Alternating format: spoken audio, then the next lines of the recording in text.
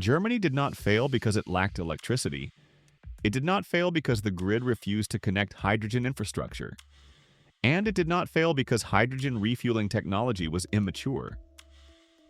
Germany failed for a far more instructive reason.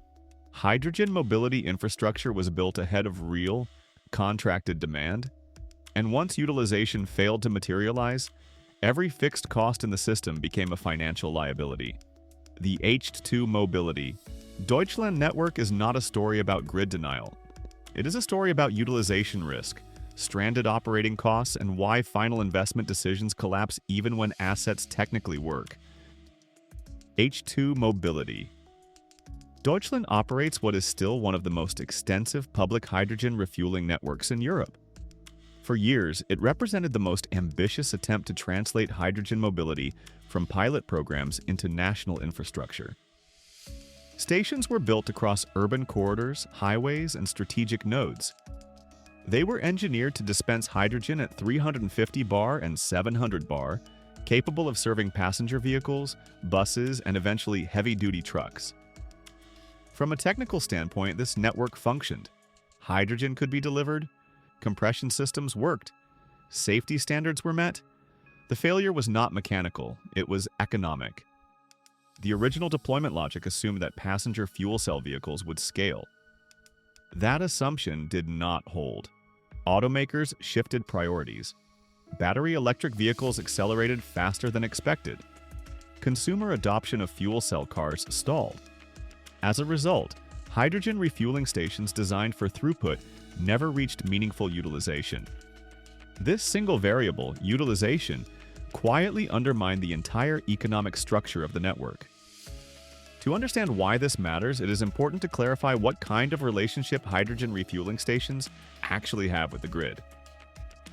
H2 mobility stations are grid-connected electricity consumers. They are not hydrogen producers. They do not rely on grid electricity to electrolyze hydrogen at scale. Most hydrogen is delivered to stations via trailers or centralized supply. Electricity is used for compression, cooling, controls, monitoring, and safety systems.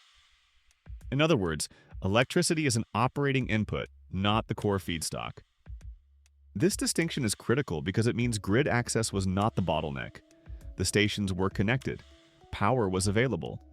What failed was the economics of paying for that power when hydrogen sales volumes remained low.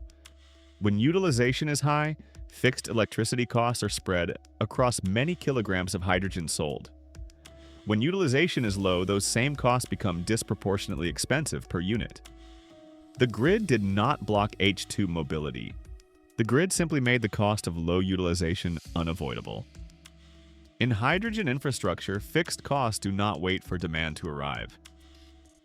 Electricity contracts, capacity charges, maintenance, land leases, staffing, compliance, and safety systems all exist regardless of how much hydrogen flows through the station. When early projections assumed steady growth in vehicle numbers, these fixed costs appeared manageable. When that growth stalled, the stations became economically fragile. This is why station closures began. Not because electricity disappeared, not because hydrogen could not be delivered, but because the revenue generated by underutilized stations could not justify continued operation.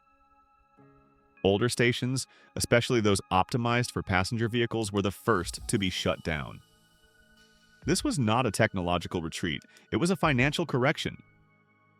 The grid enters this story not as a gatekeeper, but as an amplifier of risk.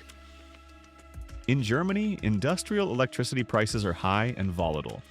For a hydrogen station operating at low throughput, power costs can represent a significant portion of operating expenses. When utilization is low, price volatility matters more. A station selling few kilograms of hydrogen cannot absorb electricity price swings the way a high-throughput facility can. The grid does not deny access. It simply exposes weak economics. This is where many analyses go wrong. Observers borrow language from electrolyzer projects and apply it incorrectly to refueling infrastructure. In electrolysis, grid access, curtailment, and transmission queues can literally prevent a project from operating. In hydrogen refueling, grid access is assumed. The risk lies elsewhere. Confusing these two worlds leads to incorrect conclusions and poor lessons. The correct lesson from H2 mobility is not that hydrogen infrastructure should wait for perfect grid conditions. It is that infrastructure must be paired with demand that is real, contracted, and predictable. Without that demand, even well-engineered systems fail to reach final investment decision for expansion, replication, or refinancing. Final investment decision is not about whether a project can be built. It is about whether capital can be committed with confidence over decades. Financiers do not ask whether a station technically works. They ask whether cash flows are robust under conservative assumptions. Low utilization destroys that confidence. Once that confidence is gone, expansion stops. New stations are not built. Old stations are retired. The network contracts even if the technology remains viable. This is why H2 Mobility has shifted strategy toward heavy-duty and fleet-based applications. Buses, trucks, and logistics fleets offer something passenger vehicles never did: predictable demand. A bus depot refuels daily. A logistics fleet operates on schedules. Hydrogen consumption can be forecast, contracted, and financed. Electricity costs become manageable because they are tied to known throughput. This shift is not ideological, it is economic. The new generation of hydrogen refueling stations in Germany reflects this learning. They are larger, they are fewer. They are placed near fleet operators rather than scattered for consumer convenience. They are designed for high utilization rather than geographic coverage. This is what financial discipline looks like after early-stage optimism fades. Even in this new model, grid economics remain relevant. High-capacity stations require more power. Compression loads increase. Peak demand profiles matter. In certain regions, grid upgrades may be required. But the difference is that demand certainty allows these challenges to be addressed. When revenue is predictable, grid investments can be financed. When revenue is speculative, they cannot. This is the deeper systems lesson that applies far beyond hydrogen mobility. Electrolyzer projects, hydrogen pipelines, storage hubs, and industrial offtake facilities all face the same fundamental question: what happens if utilization is lower than modeled? In hydrogen systems, utilization risk is the silent killer. It rarely appears in press releases. It dominates financial outcomes. Germany's hydrogen mobility experience exposes the limits of infrastructure-first thinking. Building assets does not create markets. Markets create viable assets.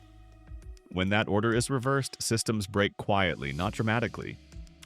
Stations close one by one. Expansion pauses, capital moves elsewhere. Capital. This is why so many hydrogen projects miss FID today. Not because the grid says no, not because technology fails, but because utilization assumptions cannot survive conservative financial scrutiny. Investors have learned to ask harder questions. They have seen what happens when those questions are ignored. At this point in the video, this is where Renee Energy introduces H2 Hub, not as a promise of success, but as a framework for reality. H2 Hub exists to evaluate hydrogen projects through system constraints rather than isolated components.